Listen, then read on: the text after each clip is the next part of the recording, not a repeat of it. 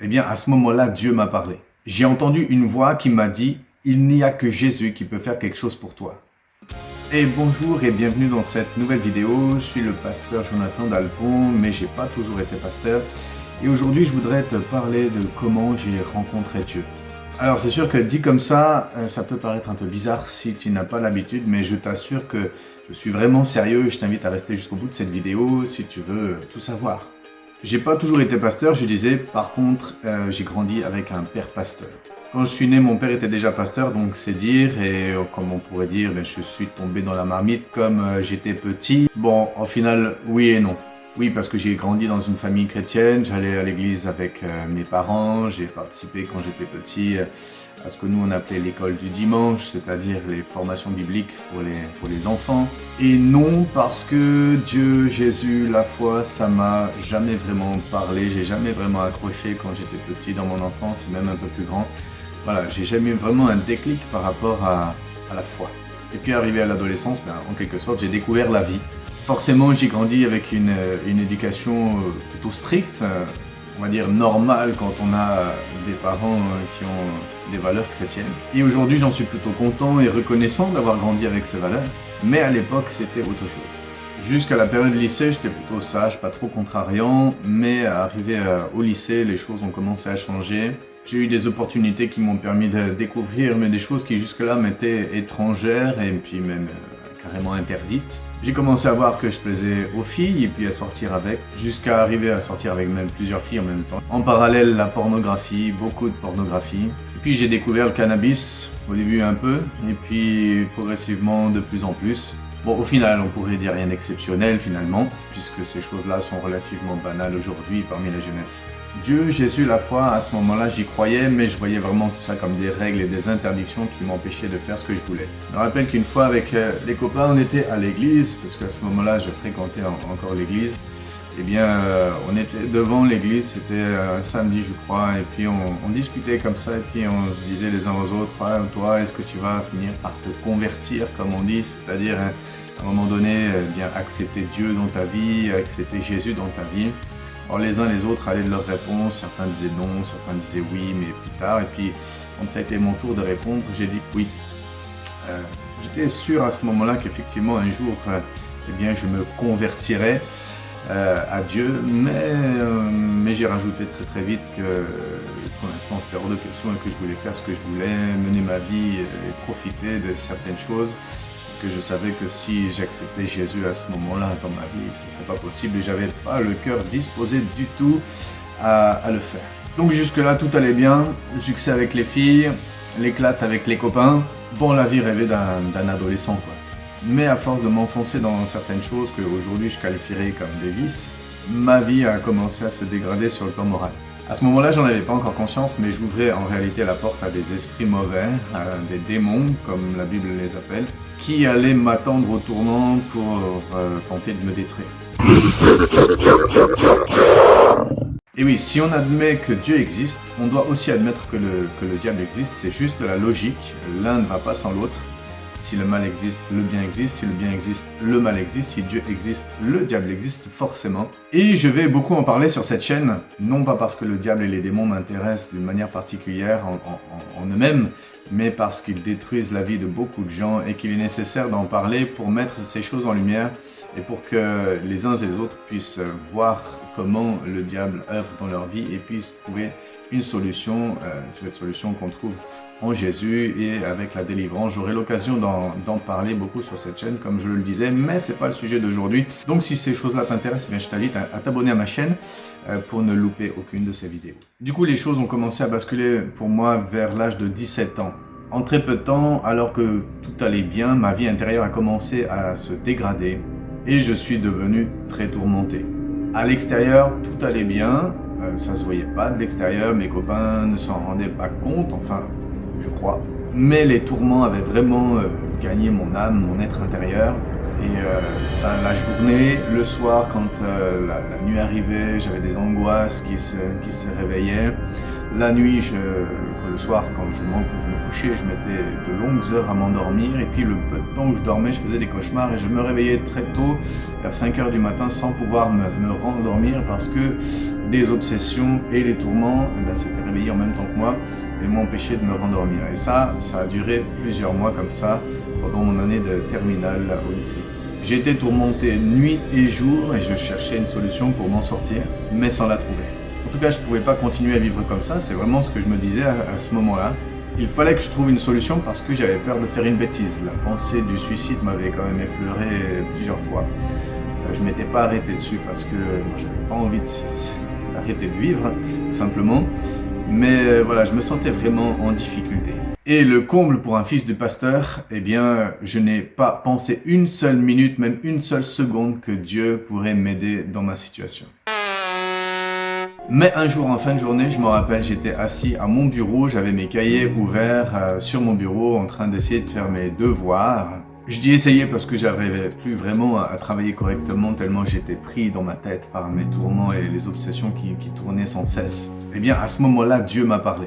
J'ai entendu une voix qui m'a dit « Il n'y a que Jésus qui peut faire quelque chose pour toi ». Cette voix, je l'ai entendue comme vous m'entendez parler maintenant là. Elle était claire, elle était nette. C'est exactement les mots que j'ai entendus. C'était une phrase complète, ces mots-là. « Il n'y a que Jésus qui peut faire quelque chose pour toi ». Et non, je ne suis pas Jeanne d'Arc. Mais si on admet que Dieu existe, on doit aussi admettre qu'il peut parler et qu'il peut nous parler. Alors je te rappelle que je suis fils de pasteur, donc il m'a pas fallu bien longtemps et de longues explications pour comprendre ce que ça voulait dire. Moi je cherchais absolument pas Dieu à ce moment-là. J'étais à des années-lumière de Dieu. Je te dis et je te répète qu'à aucun moment dans ma situation, depuis plusieurs mois, j'ai pensé que Dieu pouvait m'aider, mais j'ai entendu cette voix me dire il n'y a que Jésus qui peut faire quelque chose pour toi. Et donc là, j'étais face à un choix. Accepter et avoir une solution ou refuser et m'enfoncer. Et là, je suis allé trouver mon père qui était au salon et je lui ai demandé comme ça, cash, papa, comment on fait pour donner sa vie à Jésus? Moi qui avais rejeté Dieu parfois avec vigueur, tout ce qui concerne la foi, j'en voulais pas.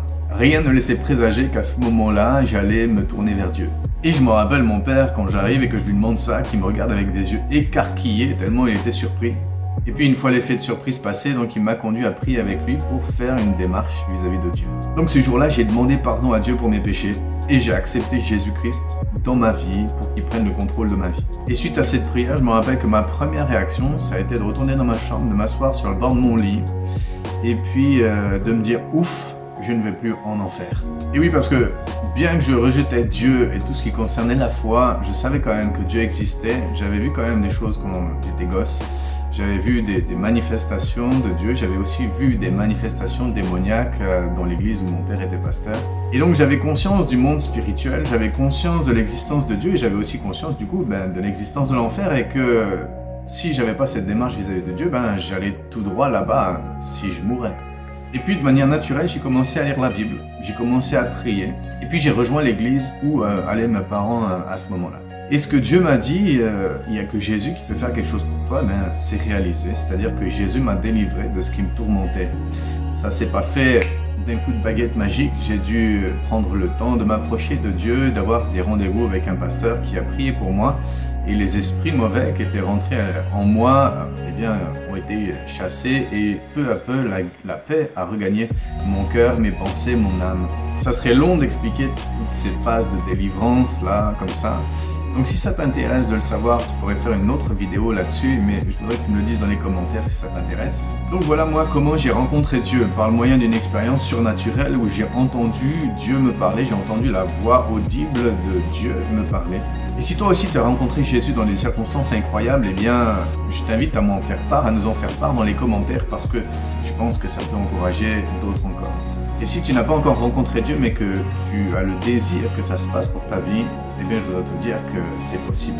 C'est possible, moi je ne le cherchais pas, je ne cherchais pas Dieu, mais Dieu me cherchait et au bon moment, il a su me parler pour que je l'accepte.